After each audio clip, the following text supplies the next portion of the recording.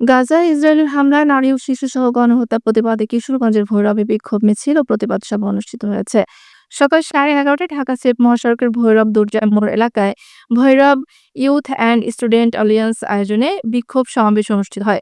বিক্ষোভে অংশগ্রহণকারীরা হাতে প্লাকার্ড নিয়ে গাজা বাঁচাও, ইসরায়েলের গণহত্যা বন্ধ করো, ফিলিস্তিনিদের ন্যায্য অধিকার চাই এমন নানা স্লোগান দিতে থাকেন।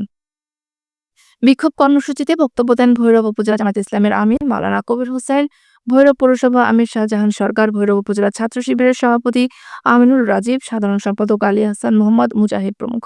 এ সময় বক্তারা ইসরায়েলি পণ্য বয়কট করার আহ্বান জানিয়ে ডক্টর মোহাম্মদ ইউনূসকে সারা বিশ্বের নেতাদের সঙ্গে যোগাযোগ করে ইসরায়েলের বিরুদ্ধে জনমত গঠনের অনুরোধ জানান।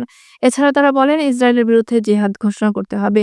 এ সময় ভারতের মুসলমানদের জমি দখলের নিয়েও উদ্বেগ প্রকাশ করেন বক্তারা।